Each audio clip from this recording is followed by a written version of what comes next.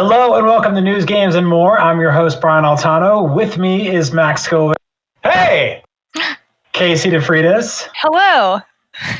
Jonathan Dornbush. Beyond.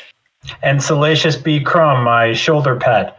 News, Games, and More is the daily live show here on IGN where we break down all the hottest news and stuff about pop culture, video games, and crazy things happening all over the industry, which we've now miraculously, over the last week and a half, due to our reaction to the universe changing, have figured out how to do from home, which has been really fun because I get to see everybody's apartments and houses and such. This is a fake apartment. This is not. Really? It's not real. That's not a real apartment? It's not. I'm kidding. Usually it's a blank wall behind me, but I made a fake nice wall. Like many of us have done. I saw this whole tutorial about how you could there's some webcam apps that'll do like an automated green screen behind you, so you could take a stock photo of somebody's nicer apartment than yours and totally be like, "Hey guys, I'm here in my loft." Oh, that's actually what people have been using that program Zoom, which I didn't know about until all this stuff went down, and it automatically comps in a background for you. But I was dumb enough to go into work on Sunday morning and get 3 big bags of toys and set them up behind me. So you basically you just basically publicly admitted that you're breaking the law. There was no one there. There was no one. It was just me and my Mario. Not even Pablo? It's just you and your Mario. That counts? Me and Salacious Crumb.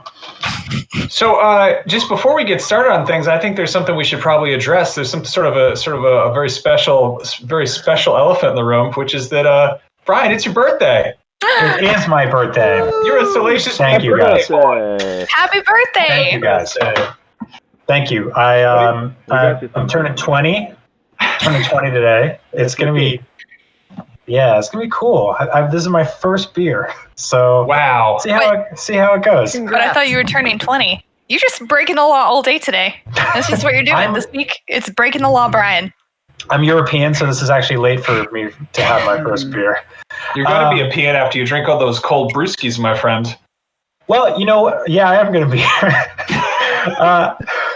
Well, you're in for a treat because today's episode is very special. Nintendo woke up and gave me a birthday present before any of you could, and that was a magical Nintendo Direct that came out of nowhere and was a complete surprise to everybody, which I think is like a really interesting approach. Before we get into the actual content of it, I wanted to ask you guys, how do you guys feel about this sort of approach to sort of stealth launching a surprise announcement of what they deemed to be a mini Direct, but was actually around 30 minutes long? Do you like knowing that directs and stuff like that beforehand, or do you like the surprise? On one side of me loves the surprise. I love waking up and having, it's like a present that you open up on Christmas morning, except it's not Christmas because you weren't anticipating anything. And it's an awesome way to start the day. On the other hand, as someone who has to write about stuff that comes from these videos, I kind of hate it. Because instead of waking up and doing what I was planning to do this morning, it's like waking up and going, "Oh no, everything is on fire," and then having to put them out. So yeah, I imagine you're in the same boat, Jonathan, as a news writer here at IGN. Yeah, even worse than me. Especially with the news of it, because it's that one thing of like during a normal Direct, it's being live streamed, and so we're all watching at the same time. With this, which was just put up as a video, it's like, do I just skip to the last 2 minutes and check? I can't hear Jonathan. Right. Can you not hear me? I can hear you. What about me? Can you guys hear me? That's good. Yeah, I can hear you, Max. I'm not really interested in your response to this question. That's fair. Yeah. Max, go ahead. I'm sorry for that typo, guys. I was just gonna say, backing up what Casey said. Even Christmas doesn't come as a surprise. You get surprises, but it's on December 25th. It doesn't just happen on Thursday. Yeah, you know it's coming. Oh. So I totally agree. I don't know. I think it would have been cool if there was a little bit of a teaser. If they were like, "Hey, we're doing something special. Maybe mark your calendars. Good to know about." Yep. So, Jonathan, how was sort of on a scale of 1 to 10? What was your reaction to this mini Direct as a whole? Conflicted, because I'm glad it happened because it's been so long since we've had a non-game specific Direct. Obviously, we've had the Pokemon Directs and game focused breakdowns of things, but we haven't had a full on Direct that is a wide and encompassing look at what's going on with Nintendo. But I think you were sort of talking earlier about how like it's funny they called this a mini because it's longer than other normal directs have been. Yeah. It's 26, 27 minutes. And I think it's very clear that they probably were planning a full-blown proper direct that had to get unfortunately sidetracked due to the state of the world and COVID-19 and everything, Right. which is understandable and makes sense, but they were still able to pack it full of enough stuff because, you know, most directs, I was actually talking to Tom Marks earlier about this, the direct that happened in February of last year began and ended with Mario Maker 2 being revealed and Link's Awakening remake being revealed. And this direct was all about stuff, at least first party wise, that we knew about, save for, you know, like the Smash Brothers character. So I think there were probably bigger announcements that we didn't hear because it just didn't feel like the right time anymore to put those out. And that makes sense. So it was a good showing, I think, for games that Nintendo is continuing to support. This was a lot about games that you are already playing or are hoping to play soon that you already knew about, but not in terms of like brand new first party stuff. Yeah, I totally agree. To me, the wording on the title by calling it a mini direct and also the sort of surprise announcement of it did a really good job of kind of undercutting any kind of massive expectations that the audience would have, which allows them to deliver something that's a little bit more bite-sized and a little more small without us being like, you didn't show Breath of the Wild 3, you know, like you didn't show us like the next Smash Brothers game or anything like that. So instead their expectations drop a little bit and you get to kind of say, hey, that was a nice surprise rather than that was a huge letdown. This is extremely true. I mean, I guess I was wondering why they called it a mini direct. I mean, it didn't make sense to me. It's 30 minutes long, but maybe that's why they called it a mini direct, because none of the announcements were really all that huge or mind blowing. It was just a little bite-sized, a lot of small bite-sized news snippets in a long video. Right. Yeah, it was release dates, remasters, and demos that are out now and things like that, but nothing in terms of like Animal Crossing ended a direct, Smash Brothers ended a direct, Link's Awakening ended a direct. Nothing really ended this direct in that way. Right. Sorry, right. That's a good way. I mean, that's a good way to separate it. I think if people had been gassed up to be like, oh yeah, they're gonna show us, you know, Metroid Prime 4, it's gonna be like, no, this is a bunch of ports of games that came out in 2003 coming to Switch, which is good news. But if it had been like, if people's expectations had been up here and that had happened, it would be, you know, considerably less of a positive response as what we have right now. Yeah, I agree. I think the cool thing about Nintendo Switch presentations, directs, mini directs, whatever you want to call them in general, is that they've quietly, because the Switch is such an amazing sort of port machine, have become this platform where you're constantly reminded of games you really loved 7 years ago. Which is kind of awesome. Like when I woke up this morning, I wasn't thinking about Burnout Paradise and I wasn't thinking about, you know, BioShock. But now all of a sudden I'm like, oh yeah, I want to play those on Switch. So I'm going to run through real quick some of the announcements that happened today. 2K had like a big, basically a self-celebrational trailer that used a lot of kind of iconography and branding that felt Nintendo-ish. There's a lot of big red and white colors and very basic shapes and symbols and stuff like that to ultimately reveal that the BioShock collection, including all the DLC, that's BioShock 1, 2, and Infinite, along with XCOM 2 and Borderlands Legendary Collection, which is basically the entire first Borderlands with all the DLC. What did you guys think about all that? XCOM is a phenomenal portable game. Like that's one of those that I think Firaxis put that on iPhone when it first came out, and it was the kind of game that if you try to play it on like an older model, it would like make the phone get too hot in your hands. And I think it later came to Vita, and like Switch is just perfect for that because it's, you know, it's that kind of like, it being turn-based makes it a good kind of like, you can put it down anywhere and pick it up and right. Yeah. I mean, it's been a long time, but if you had told me when the first BioShock game came out that like, you know, 10, 11, 12 years later, I'd be playing like a pretty perfect port of that game in handheld, I wouldn't have believed you. Same with Infinite. I mean, Ken Levine promised us that. I'm very excited for people who haven't played the BioShock series to play it on Switch. So.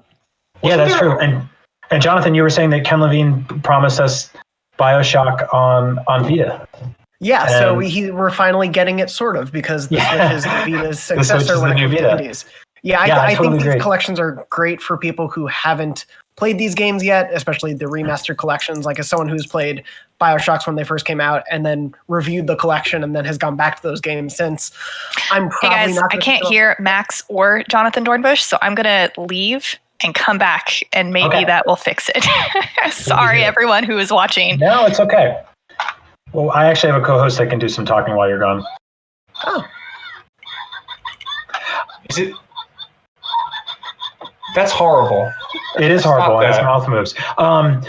The one of the big ones for me today was Burnout Paradise, because not only is this an awesome game, it's I would say one of the best arcade racers ever made, but also this I think maybe signifies that EA is ready to start taking the Nintendo Switch as a platform seriously and do the exact thing we've wanted them to do for years, which is just take their classic games and bring them to Switch. That's all we've really wanted them to do. Well, it's not like there's been reason for a big company like EA to want to port their games to a massively popular system. Why would you want to do that? That doesn't make any sense. Yeah, right? Yeah, it's so strange how much of a holdout they've been this generation. Yeah, they've historically done this thing where they'll be like, we want to test the waters, and then they throw out like FIFA. And we're like, well, that's not really the hotness we're looking for right here. It's not very experimental to do that. Yeah. And I'm back. Yeah. Hey, Casey. All right, I can hear everyone now. Okay, I'm so sorry about that, everyone. So yeah, moving on. We were just covering the Burnout Paradise remaster coming to Switch. Hey, wait. Hold on. Burnout Paradise, Criterion Games, an EA studio. One thing that I specifically have demanded numerous times is I wish they would do an episode 1 pod racer game, which also got announced in this direct. Yeah. Right. Is this testing the waters for maybe giving them the rights to make a pod racing game?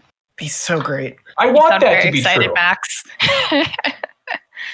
Do you think there's a market for that in 2020? A brand new pod racing game? I mean, Well, yes. Make it better than Mario Kart, and everyone will buy So it. wizard. True. And that's all I got. It's so wizard. So Burnout Paradise Remastered comes sometime in 2020. Hopefully people buy it and it leads to them putting the Dead Space games on there, or at least the first one. After that, we got Catherine Full Body, which will be out on July 7th. I'm actually really excited for that. I figured you would be. So I loved the first one. I mean, I was so enamored by it. I was in college when it came out, and I would just not go to parties or leave parties early to go home and play this game instead. The main character made me really mad, but the gameplay is great and the story is really interesting. And this adds enough so that if you haven't played Catherine since it first came out, it has plenty in it. I did a preview on it like forever ago. Yep. So yeah, I'm definitely going to pick this up for Switch. No, that rules. And I figured you're probably interested in the next one too, which is Bravely Default 2. We got a new trailer for that, and there's a demo on the eShop right now. So literally while you're watching this, grab your Switch and download the demo and check it out. It looks really, really beautiful. More RPG goodness on your Switch, which is the place to have it. There's an ARMS character coming to Smash. We don't know who yet. I have some questions about this because I feel like that dude or woman will be able to grab the ledge from like way too far away and cheat. I mean, I'm not a game designer. A lot of characters can. Yeah. I mean, Pikachu has like crazy recovery, and I mean, like even Link has like a hook shot, right? So we'll see. I guess we'll see how long those arms really are. Yeah, that was your favorite ARMS character. Let's see. I like. I actually can't name a single one. I played that game for a little while, and I can't name a single character from that game. I think Casey? I played that on like 2 cross-country flights, and I liked it, but it just didn't stick with me. Yeah, same here. I had like a fun weekend with it. I remember I downloaded it at the airport right before going to Tokyo, and I was like amazed that I was able to download like a full video game over airplane Wi-Fi. And I got on the plane and I was like, "Whoa, cool ARMS!" And on the flight back, I was like, "I'm gonna play something else." But yeah, an ARMS character's coming in July, so you'll have to wait a while for that. Or wait, no, that's June or summer basically. So have fun. It's a new character. It could be a new character. I think, and also the game is available for free for a little while, so you can download it there. One of the biggest things in this was some news we already knew about, but I was actually playing Animal Crossing while watching this, so I had to pick my head up. But a horrible, horrible rabbit is coming to Animal Crossing, and he's going to lay eggs everywhere. I hate how this bunny looks, and I'm sorry. Thank you. No, thank you. It looks like the kind of rabbits I would draw in elementary school with just like the really simple like circles and like oblong shaped head. I don't know. Yeah, I'm sorry, Zipper. You're just not cute. You know, like if you were growing up and you got like the Paws Easter egg kits where you could paint eggs with like dyes, but like sometimes they'd be sold out and you'd have to get like the bootleg ones and there would just be a clip art rabbit on it. That's what this dude looks like. And he's going to show up and he's going to lay eggs and you have to make furniture out of him. He looks like Five Nights at Freddy's. It's for that's exactly it. Yeah, he does. Like most of those for Bunny Day. Most of those Animal Crossing animals are like pretty cute, but this one, no. Yeah. So there was a couple other small announcements. There's some expansion stuff for Pokemon Sword and Shield. I'm going to let Casey talk about that very quickly if she has anything interesting to say, because I'm sure you do. It's honestly, they didn't actually give us a whole lot of information. They just kind of revealed more info on how to make Cubfu evolve into one of his two forms, and one of them's water type and one of them's dark type. And we got to see a little bit of the island, and we got to see the map. It looks to be about like half the size of the wild area, give or take a little bit. But we got to see some animations of Cubfu, the legendary Pokemon, and he's very cute. Beautiful. That's about it. That's about it. It was a weird way to end the whole thing. A couple other very small announcements that I'm not going to go over because I want to move on to the more important thing, is that no matter how excited you were for this Direct today, you cannot buy a new Nintendo Switch right now for any sort of reasonable price. Right before we went live today, I hopped on eBay and I typed in Nintendo Switch. They're averaging from anywhere between $420 and $570 right now. Some of them, the Animal Crossing one is going for $600. Even Switch Lites are actually about $20 over the typical MSRP. Yeah, I'm seeing $440. I hopped over to Amazon, same deal, $560, $470. No. What happened here, and how will this get fixed? Is this thing just sold out everywhere? Is that even possible to happen 3.5 years after it was released? And are they going to be able to manufacture enough to meet the demand with all of the regulations in place right now? Right. Yeah, this is like a real bummer. What do you think about this, Jonathan? Yeah, we before the Animal Crossing Switch even came out, we knew that Nintendo had essentially said there was going to be a supply restriction, not when the console was coming out, but essentially the wave going out after that, because they had prepped everything for that initial batch of pre-orders and whatnot. So I think we're seeing the ramifications of that right now. I don't know how long that will then last, because we've seen factories start to reopen in China, and we've seen, different countries around the world putting heavy lockdowns and limiting the way people are going out. So that may help factories and manufacturing get back online, but we really from here on out, I imagine it'll be limited for a little while longer, at least. Yeah, I think this is sort of this kind of perfect triangle of, you have the COVID stuff impacting manufacturing. You have millions of people now at home for the first time ever with basically nothing to do and wanting to do it. And I think the only FOMO they're actually getting is watching people on social media talk about Animal Crossing, which is going to be probably in the top 3 or top 5 at least best-selling games of the year. And so you have all these people kind of rushing in to buy the system for the first time, and they can't do it. Casey, you host our Nintendo show every single week. Is it going to be weird to talk about this system when people can't buy it? A little bit. I mean, we can't exactly, I feel bad recommending everyone to go get it, but I would assume a majority of the people who watch and listen to our Nintendo podcast already own the Nintendo Switch. So hopefully we're not just giving everyone massive FOMO about that. And I wanted to mention, Animal Crossing beat all of the sales records. I mean, Pokemon already beat a launch weekend sales record for the Nintendo Switch, and then Animal Crossing New Horizons beat that in Japan, at least. We don't even have the numbers for worldwide yet, and so it's just incredible how many people have picked up that game, and it's all I see on social media right now. Yeah, it's such a bizarre time we live in, because when I go to social media, it is constantly alternating between the most terrifying news in the world and people being like, "Look at this couch that I painted." Like I covered it in turtle drawings. It's kind of amazing. Yeah, I think that game obviously has been sort of like a ray of sunshine for all of us right now, and I think for everybody watching, if you're, we got two different sort of slices of catharsis launched on the exact same day at the sort of height of all of us going into quarantine, or many of us going into quarantine at the same time. And it's Animal Crossing, which I think is like great for, happy distraction, and Doom Eternal, which is a good way to just get a bunch of pent up rage out.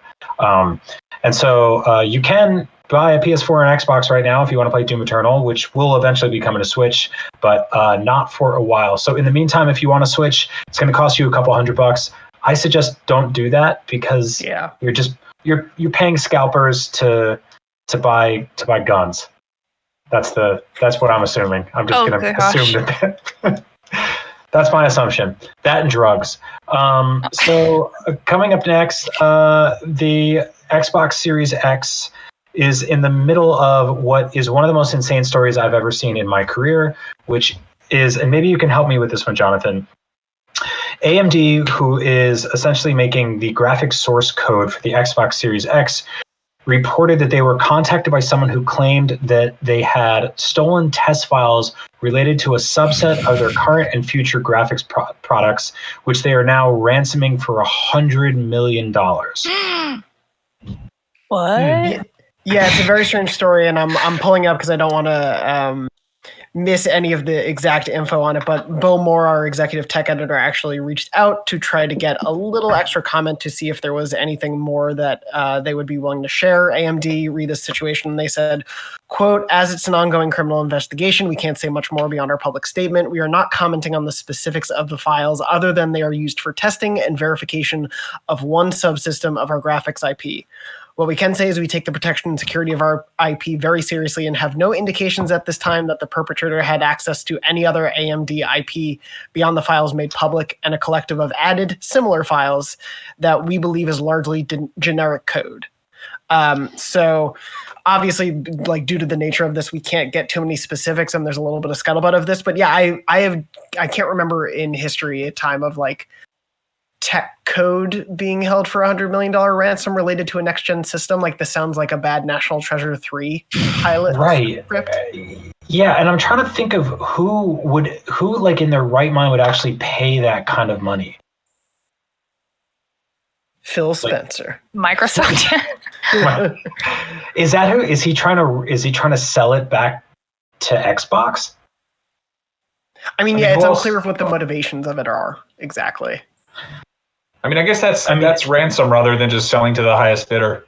But yeah, I mean, we see occasionally somebody gets a hold of a dev kit and they try to sell it off, or we see, I think Modern Warfare 3 had like a French truck full of copies hijacked, and like they were selling those off. But like for something highly specific and like proprietary, like the source code for a graphics card to be held at that high ransom, I feel like they should just be like, no, we don't negotiate with terrorists. And also, what are you going to do about it? And they're like, I mean, I guess they could leak it, and then. I mean, like, what can they actually do with the code? I mean, that's the question, right? Like, if they can't do anything with it, why would Xbox care if they have it? Segments of the code were posted on GitHub, but then removed. The hacker is essentially threatening to dump the entirety of the stolen data, which, I think the big issue for AMD is that this is proprietary code that they have created internally and is powering these very, advanced chipsets and specs that will be used in future consoles, possibly in other PCs, that they don't want the competition to get hands on. And I think that's essentially the worry of wanting to retain their IP, essentially. Right, so it would still require a lot of work on the thief's end to do anything with it. Oh, yeah. For sure. I think the thief more just wants to get the money and put it out there as a FU sort of move. But Casey, the thief's end is not coming to Xbox. That's a PS4 exclusive game. Sorry. That's fine. Yeah. No, this is a fascinating story to me. And we lead into what will hopefully be this fall's next gen console launches, I think there's going to be a lot of weird stuff like this. There's going to be a lot of leaks in factories. There's going to be a lot of theft, a lot of thieves' ends. There's going to be a lot of stealings, and I'm anticipating what happens. Yeah, I mean, I wonder who's going to be the first person to like steal a Series X controller or a PS5 controller. You know, like. Well, I mean, usually when people have been getting PS5 dev kits, they just post a photo on Facebook and are like, "Don't tell anyone, but here it is." I'm a janitor. Yep. I just happened to see this at a company with a U in the name. Who knows? But yeah, that's really the extent. It is. I am very curious. It's funny though, because this falls in line with sort of like, I think, how tech heavy the start of this next generation has been, like more so than the PS4 and the Xbox One and generations before. I feel like we're talking about the tech at large of these consoles more and more. Right. So this just feels like another beat within that of like, as the story goes on. Yeah. So we'll see. Max, you want to tee up this next story? It's kind of sad news. It's about the Resident Evil 3 collector's editions, which maybe you're excited for. Yeah. I was, I believe, supposed to be unboxing one of those. I don't know where that falls on this whole thing, but yeah, the global release date of Resident Evil 3 is April 3rd, and Capcom noted that European markets may experience delayed deliveries or availability of physical goods, including disc copies of games. So yeah, that's kind of a weird backed up situation to have. Obviously, a lot of people are, I think, switching to buying things digitally whenever possible if they can't go to non-essential stores to buy them physically. But yeah, collector's editions, especially fall in like an odd kind of, you know, that's a very physical component. And right.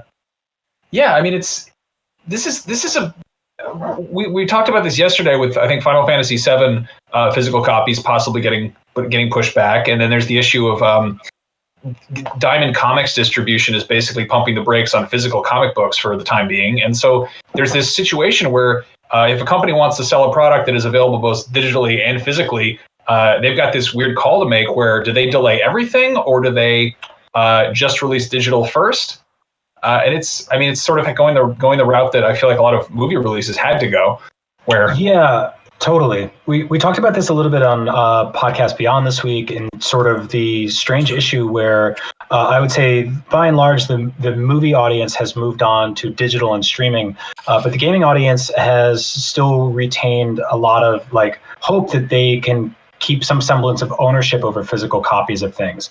That is sort of quantified by the concept of special editions, collector's editions.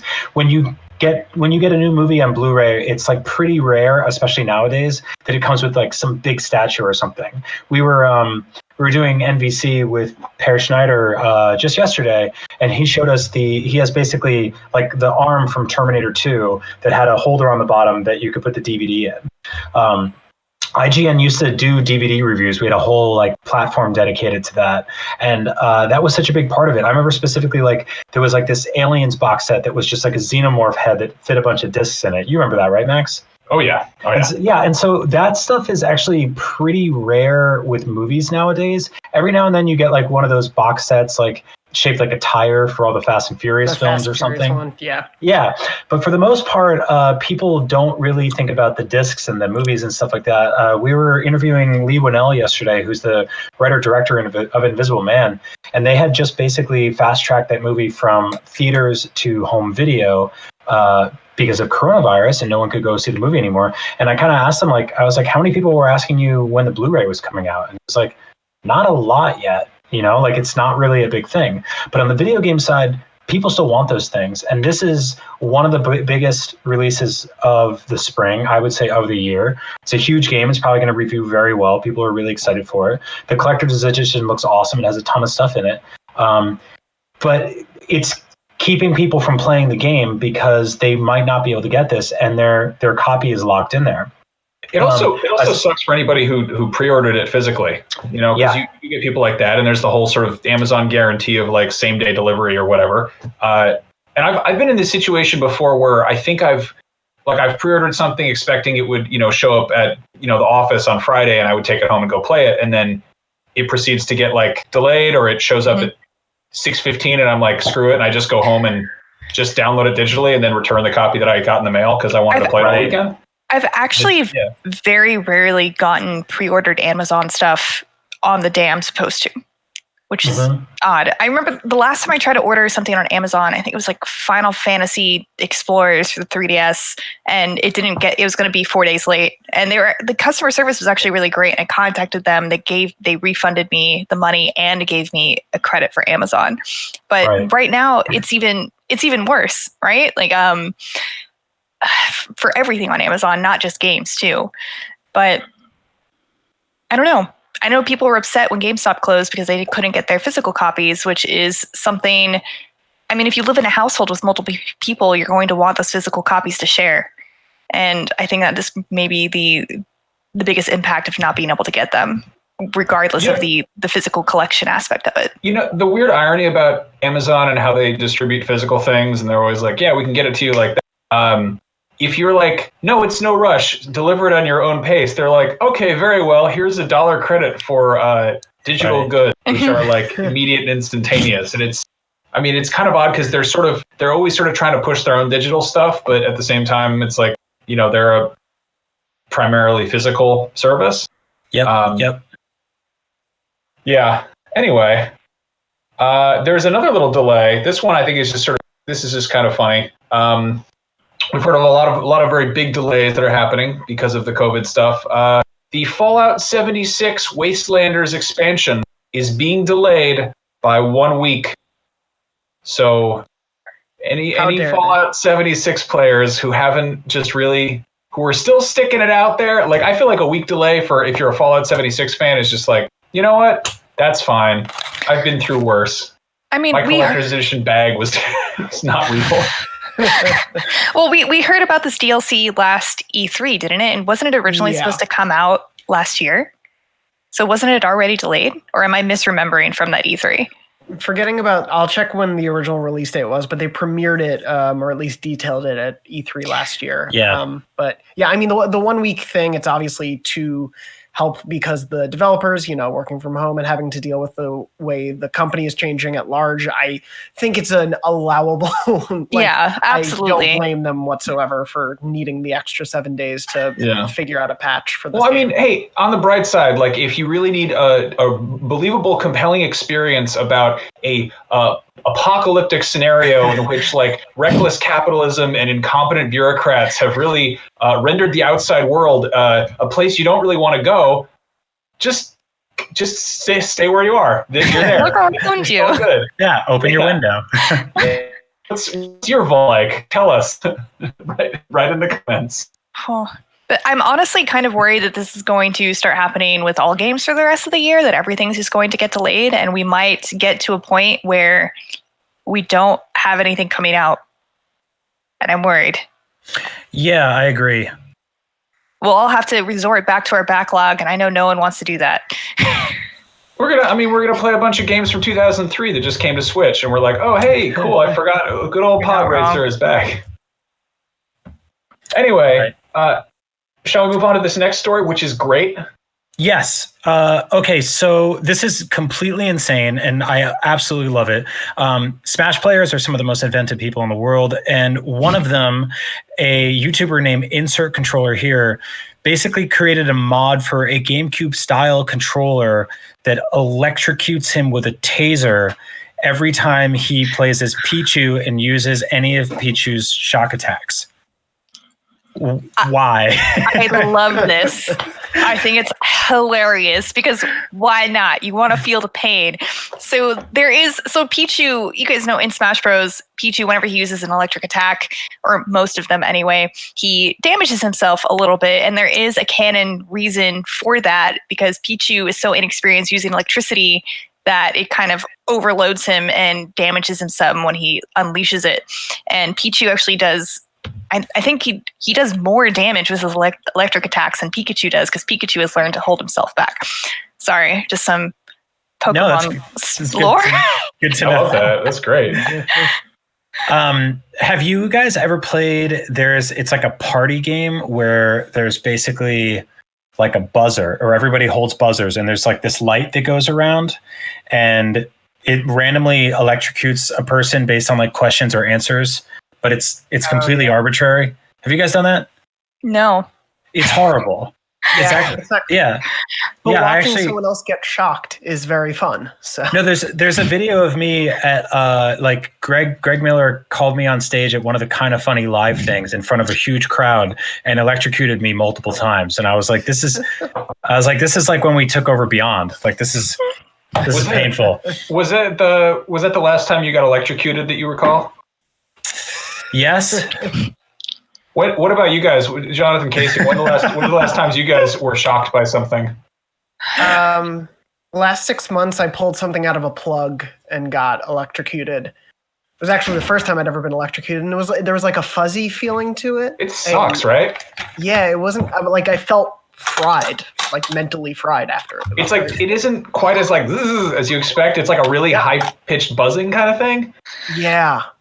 I don't think I've ever been electrocuted, but I remember back when I was a little kid, we did something very, very, very stupid, and some of the boys dared the other boys to stick a metal piece into a socket but protect their hands with a piece. You know those blow-up rubber chairs? Yeah. They had a deflated rubber chair that they wrapped their hand in to try and protect their hand while sticking a metal thing into a socket. Long story short, they got shocked and they cried, but they were fine. They just cried a little bit, like kids do when they get electrocuted. I just realized I think I got electrocuted by a Nintendo device before it was cool, according to this YouTuber. I was at my friend's house playing NES during a thunderstorm.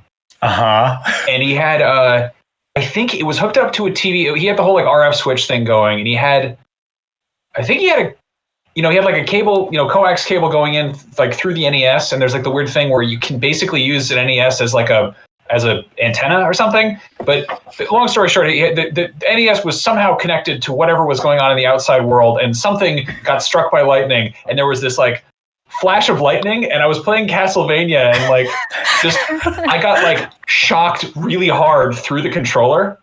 And then How does that happen? I don't know. I don't know if there was like a fuse or something wrong, but I swear this happened. And then if we went, if we would go like near the NES, and we try to like, if you put your hands too near any of the metal parts, it would like zap you a little bit.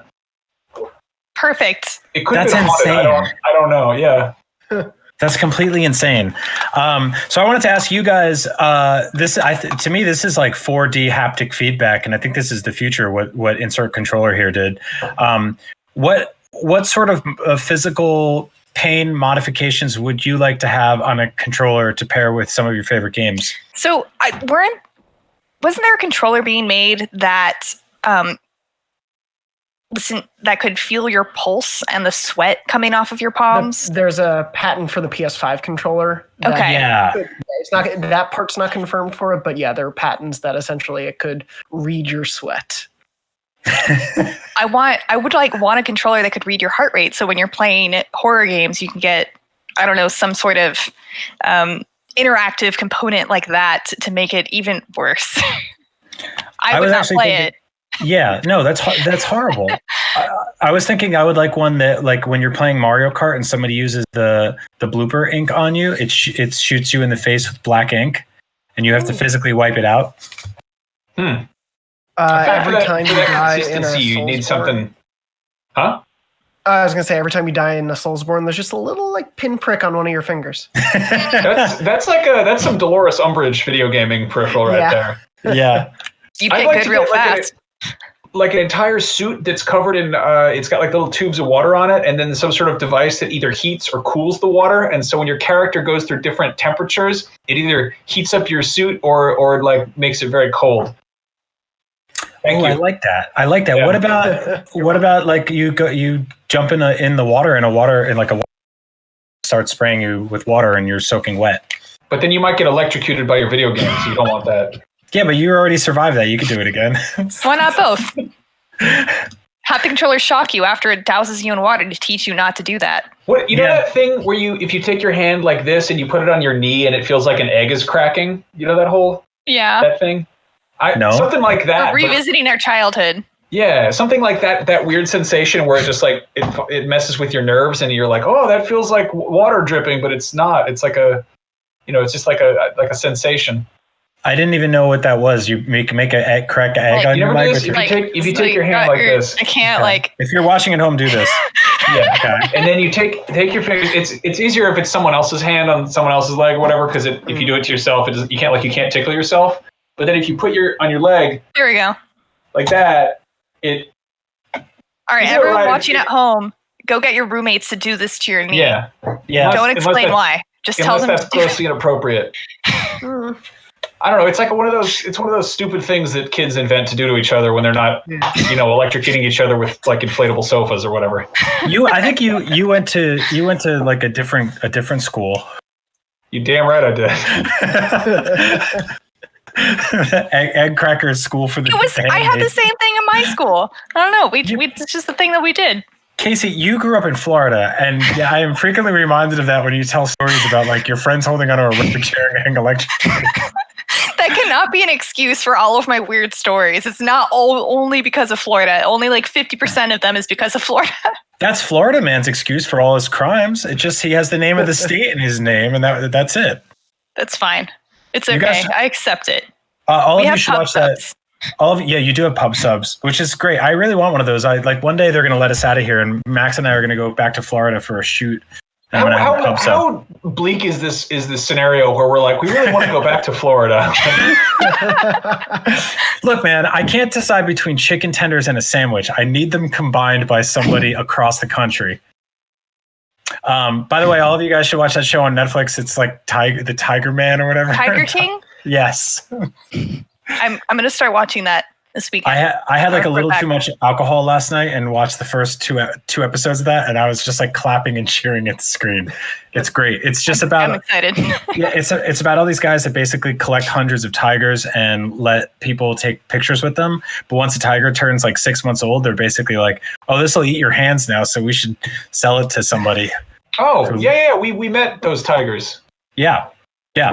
So Brian and I went to Florida last year when you were still allowed to, against your best interest. And we went to this weird like wildlife sanctuary, and they had two like full-on Bengal tigers, and we were like, where did they come from? And they were like, well, one of them belonged to a drug dealer, obviously, and the other one belonged to an exotic dancer who had bought it as a tiger kitten for her act, because she would come out and do her dance, and she'd have like a cute tiger with her. But then it grew larger, like baby animals are prone to. It became the most dangerous of beasts, and they had to put it in tiger jail. I have a Florida story for you about big cats. When I was little, I really liked animals a lot, and I would surprise everyone with my crazy animal facts. And my mom was friends with a lady who worked at a rescue place, and after regaling her with all of my crazy animal facts, we went out to dinner with her in a sports bar connected to an ice skating rink. And after dinner, we went outside to her car, and she opened up her back, and she had an adolescent tiger and a baby lion for me to meet in the parking lot at the sports bar attached to the ice skating ring. It was a wonderful time. You met a baby lion in the ice skating rink? I got to hold the baby lion, and then she brought up the adolescent tiger, which was like almost like my size, and I got to like pat it and stuff. I think the Florida state flag should be like a woman in a parked car in an ice skating rink parking lot with two baby wild jungle animals, and then a young girl who just got electrocuted while holding a deflated chair coming up to pet them. But it should also have like a cartoon bite mark in the corner. And it should be the only flag that legally, not only should it be burned, it should be on fire at all times. Otherwise, it's disrespectful to what's going on over there. Casey, I really truly do treasure our friendship, because it's like, I feel like every couple of weeks you just like, you let out one of these stories that are just like unfathomable to me. It's just like, if you took a whole box of words and dumped them on the floor. I had no idea I had such crazy stories until I started working here. I have no idea how to transition to this next story. I guess some animals know how to play dead, but if you like video games, you'll love the company Playdead, who made Inside and Limbo, who teased their new video game today. That's gonna go in the Hall of Fame for worst segue ever. I think that's fine. I don't know, man. You did kind of like it was kind of a tricky dance to get from one subject to the other. That was kind of a limbo, as it were. And you did it. You did it, Brian. Those are like real. I guess we're like inside of our comfort zones. And those are the two games that company has made. Yeah, just like those Cubs were inside of that car in the parking lot. Anyway, Playdead teased their new game, and it looks like Astronaut, I believe. You know what we got in Florida? Astronauts. Yes, you do. You do. You guys send a lot of people to space, mostly. Sometimes we do. So, what do you guys think this Playdead game is going to be? It, very much like their other two games, but slightly prettier and a different setting. Yeah, do you think it's going to be like a really like a black and white art house puzzle platformer that can be completed in 2 to 3 hours, or like a mostly monochrome but slightly desaturated puzzle platformer that's kind of art house and can be completed in 2 to 3 hours? I think the second one, but in 3 to 6 hours. I think they're going to step it up by an hour or two. Yeah, I think it's just going to be the lighthouse. Yeah, you're just going to watch the lighthouse, and with like a lunar rover. Yeah. I'd be into that. It's just going to be Animal Crossing with a lighthouse with a filter over it. Yeah, I'm anticipating a water puzzle or two. A good puzzler. Yeah. But no, honestly, I really liked both of these games, and I'm really interested to see what the next one is, and I'll definitely play it. I hope that there will be some interesting subversive commentary in there, like there was in the last one, to figure out. I loved Inside. I thought that I think it sort of, there's always that disappointment of like when Limbo sets the stakes so high and then Inside was like sort of so close to it, but it's like I think a lot of people were like, I wanted more from it, but I love that game. And reading this news, I was like, I should replay that. Like, I have no excuse not to. It's like it's a short experience. It's gorgeous. I've been thinking. Oh, sorry. No, I was just gonna say the final shot of that game is like one of my favorite scenes in video games of probably the last 2 generations. Yeah, I've been thinking about going back to Inside at some point because I, again and again, including this morning via Slack, surprise our coworkers when I usually say I think Inside was fine. I loved Limbo, but Inside just didn't do anything for me, and I appreciate that people love it, and I am glad that it struck a chord with so many people. But I played it and kind of was just like, that's it, okay. And moved on. So I think maybe I was just in a weird place, or just like it didn't connect with me. And so I do want to go back and give it a second chance because obviously it connects with people so much. I would say you probably went into it with pretty high expectations. I would say go back to it with like the lowered expectations you have now, having already played it, and then sort of I often do that with movies where something is like really lets me down the first time around. I kind of like let everything sort of cool off and then revisit it, and I'm like, oh, that's no, I see why I didn't like this. It wasn't what I wanted it to be, but then try to recognize what it actually was. Yeah. I think the like the checkpointing and all the things that the little sort of points of tedium, and like Limbo has a few of them because I've gone through and replayed that a few times. There's definitely parts where I'm like, oh, this crap again. Like Inside, I remember just feeling like almost like it had just the right amount of resistance, and whenever I screwed something up, I was like, oh, that was on me. I'll do that again. And then it wasn't like, it never felt like a pain in the ass to have to, get to the next area. Right. So anyway, I'm not even going to try to transition to this next story. It's just impossible. It actually would have been easier to transition from the cat story to the talking dog story. But Seth MacFarlane, who is the creator of Family Guy, has started a new podcast. Max, you want to tell us about it? Yeah, I mean, I just think this is kind of sweet. It's sort of showing how the general state of I don't know, how we consume media is changing. But there's a Family Guy podcast, sort of quarantine edition, which is being hosted by, Stewie Griffin and Brian the dog, a.k.a.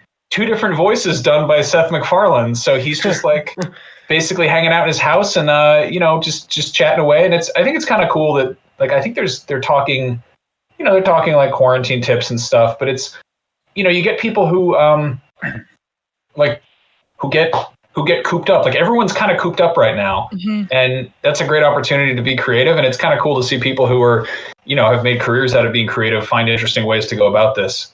Yeah. No, I think that's awesome.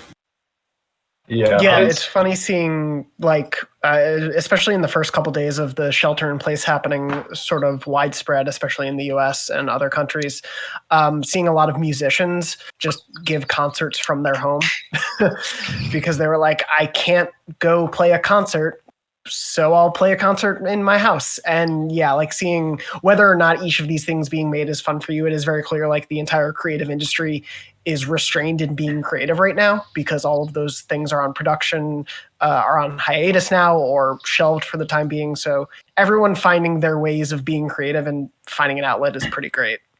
Yeah.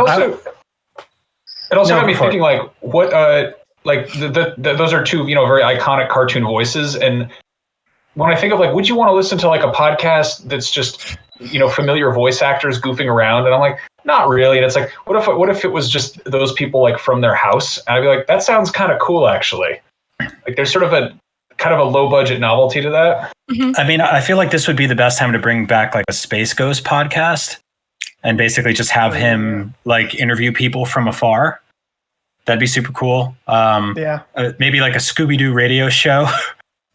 I would actually love Space Ghost now. When I first tried to watch that show, I was a kid and I never had any idea what was going on. I just didn't understand it. I just watched it because there was nothing better to do being up late as a kid when you're not supposed to. But now they should definitely bring that back. Yeah, I totally agree. No, that'd be really cool. Max, do you have any suggestions? I mean, there was definitely a time when I would have said the Simpsons cast, but that just seems like I feel like none of them really would want to do that at this point. They all they got their paycheck. I mean, I don't know. The Rick and Morty guys would be kind of fun. They seem like they still are sort of a fresh enough show that they have this energy they bring to it, and there's also a lot of weird improv and riffing. Yeah, totally. Aqua Teen Hunger Force, Venture Brothers. Those are shows that I would totally I would duck into oh, it's just them. Make it sound like it's just eavesdropping, Yeah. Have cartoon radio dramas. Well, they actually do that a lot on with anime. They come out with anime soundtracks, but they also come out with anime voice drama CDs, or Really? at least they used to. When I was remember, this? well, back in the day, for example, Trigun had one, and it was something that I found on accident after trying to download totally legally a soundtrack. Oh man, but it's all in Japanese, so I couldn't understand any of it. But it's a thing that they used to do.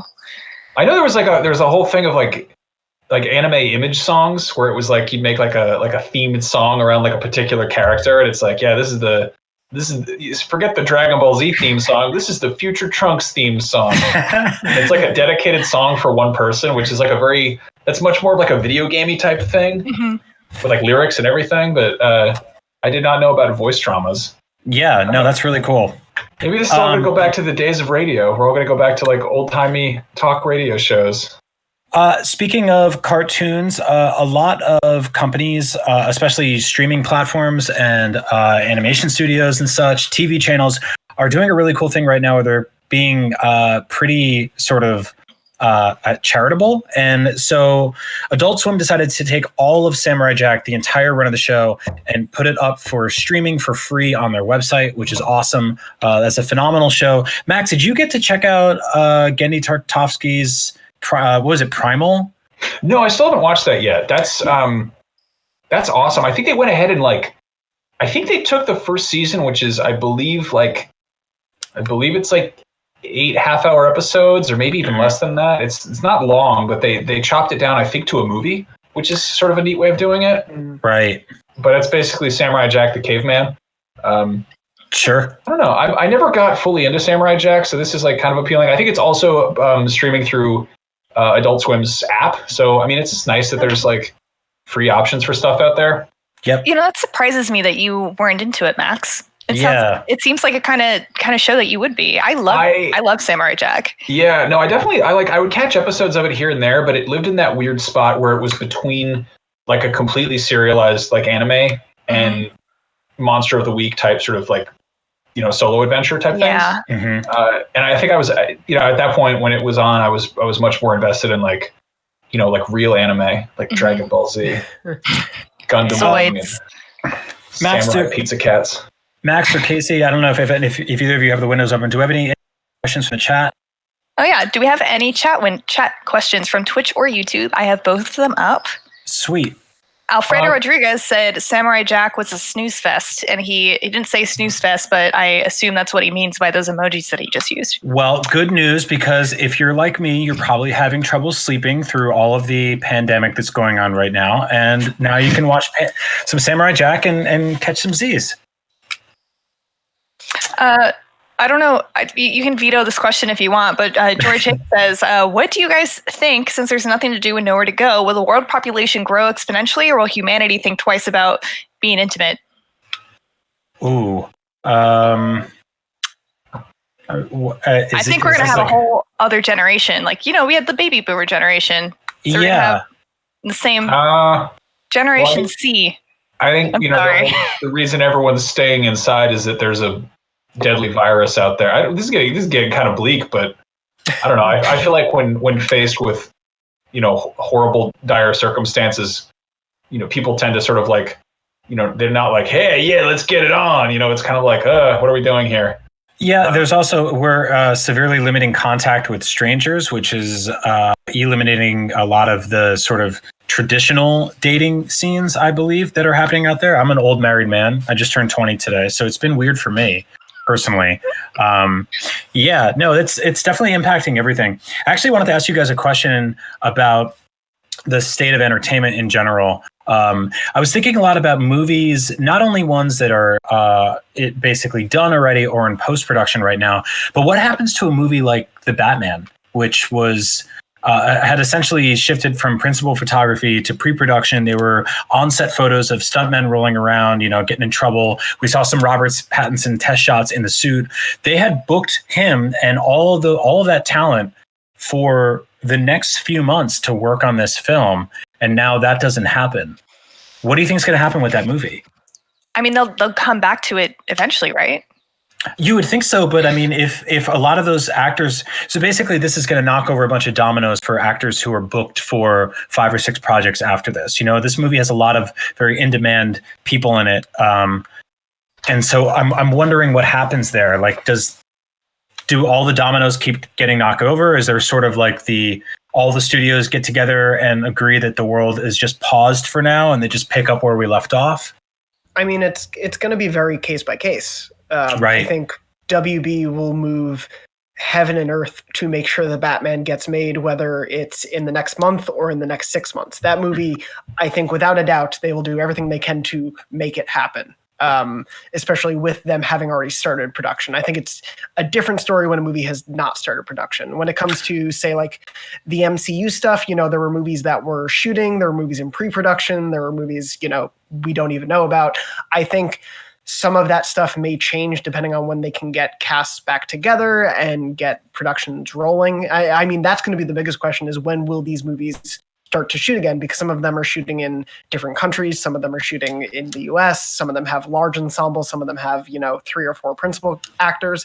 I think all those variables are going to impact every movie very differently. And so I do think we will see some things shift heavily, but I do think we'll see a lot of studios try to push as much as possible for some of their biggest movies to still get made relatively on time. One thing I hope happens is that there's some silver lining to this of things getting pushed and delayed, is that like scripts get just really tightened up and concept art gets totally nailed down, and we see a lot of movies that get like, they kind of roll in, they do their homework on the bus, and like things get tweaked on the fly, and like that's also normal. But like Blade Runner comes to mind, which had like a weird like production strike, or I forget what exactly happened, but things basically had to stop in the middle of it. And part of the reason that movie is so like wonderfully over designed, and they have like, fake magazine covers and flyers and all these like weird little details in the background, is that while everyone else was not exactly working, the art team was still like going full steam.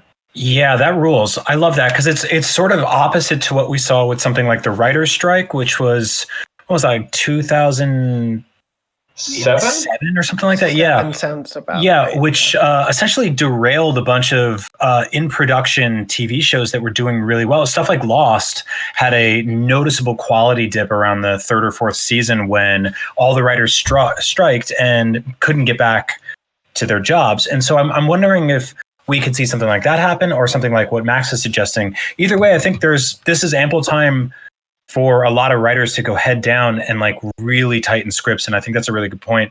Or at least create brand new things from the ground up. And I think a lot of those things are probably going to be sci-fi horror movies and terrifying pandemic films, or maybe people will go the opposite direction and go for escapism and write really sweet romantic comedies. Like, it's tough to say how this is going to shake out, but I think it's really fascinating that it's impacting every single step of things. With the Batman specifically, it's such a bummer because it's like that's a character that they've now tried. They've come so close to like really getting out there, and like Ben Affleck was attached to this movie and then pulled away, and they spun up Matt Reeves to do the whole spinoff thing, and they're hot off the success of Joker. Robert Pattinson's a great get. The whole thing is like it's a perfect storm of casting and writing and directing, and now it's on ice. And how about that poor Uncharted movie that has been in production hell for a decade and was literally just starting production? And right. Oh my God. It's cursed. I interviewed Tom Holland about that at the Onward red carpet. That now available on home video. Exactly. Yeah. Like, and he was like, yeah, we're shooting Uncharted real soon. It's going to be a crazy summer. And I was like, wow, I sure will, Tom. Anyway, back to it. It was just like, yeah. Well, and like The Matrix 4 just wrapped shooting in SF. And they were going to start shooting overseas, I think in Berlin, but now that's up in the air, of course, because with travel and everything. And Mission Impossible was in the middle of production, I believe. Like the next 2 are planned, and they heavily are involving. I remember Variety report that they heavily are involving a specific country in the like plot of the next movie, and so they can either, I guess, choose to rewrite that movie or wait until they can go travel. Yeah, and like the video game thing is interesting because people are moving their studios home and they're still telecommuting. But with movies, everyone still has to be in the same place. You can't do everything like we're doing this show, like. I mean, although I have a feeling there's going to be a lot of movies made like what was the Searching. movie? Yeah, like Searching, where it's great. Where the dude was over his laptop for 90% of the film, like. I think we're going to see a lot of basically Discord, Zoom, Trello, Google Hangout movies and whatever.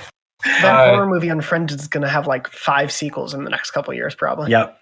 The other thing is there's all the stuff that gets shuffled around and changed because of like logistical issues, but there's also like tonal and sensitivity issues. Like, do you remember the reveal trailer for The Division?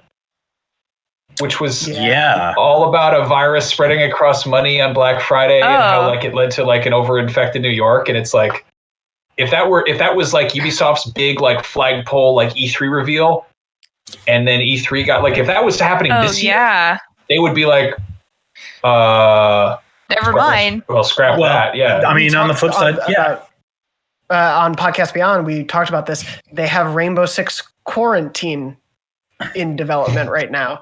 Yeah. That game is probably going to get a name change, I would assume. Yeah, I totally agree. Mm-hmm. That's in a bad spot. I mean, we saw like Grand Theft Auto 3 and Metal Gear Solid 2 are both games that involve large flying vehicle or large vehicles crashing into downtown New York City. And they were both released in the fall of 2001 when a certain real life event involved things like that happening on 9/11. And they had to go in and like tweak stuff there. I mean, there was also the Spider-Man movie. Yeah. So, life imitates art and vice versa. If you've been watching the show tonight while you're cooped up indoors, thank you so much for joining us. As you could see, a small hand reached in the back of Jonathan Dornbush's shot and picked up a Nintendo Switch, which to me signifies the end of the show. It's a good signal, Do we get hot dogs before we go? All right. We got hot dogs. We've been very good. It's time for dinner. It's my birthday, so everybody gets hot dogs. Thank you so much for watching. Alexia, bring on the hot dogs. Yeah. Not the hot dogs, but hopefully they're can't good. see 'em. Nom, nom, nom, nom. Thank you so much for watching. Can we tease this thing? Can we promote this? Yeah, sure. Do what you got to do. Because are we bringing back Up at Noon tomorrow? Yeah, we're bringing back Up at Noon tomorrow. What? We are. Yeah. It's a Brian's birthday miracle. Yeah, it's a day late, but that's very on brand. It's a show about sleeping in, so that's okay. Yeah, and we had to change the name from Up at Noon to Up at Noon at 5, which is, and so we'll be this time tomorrow. We'll be doing Up at Noon, I believe. At 5. At 5. Yeah. 5 o'clock tomorrow. Perfect. After this show, we'll be doing that show. So tomorrow, watch News, Games, and More, and then don't leave the house, which is easy. Don't change that channel. And then keep watching because we'll be there for a full hour of idiot nonsense for Up at Noon Live. Thank you, Casey. Thank you, Jonathan. Thank you, Max. This was an absolute blast. I don't get to hang out with my friends on my birthday, so this is the closest I get. So cheers, and thank you to everybody watching at home. You're part of the birthday party too. And remember, if you're in Florida and you love ice skating and tigers, Casey, where should they go? The Pembroke Pines ice skating ring in Pembroke Pines, Florida. IGN. Thank you so much, and have a good night.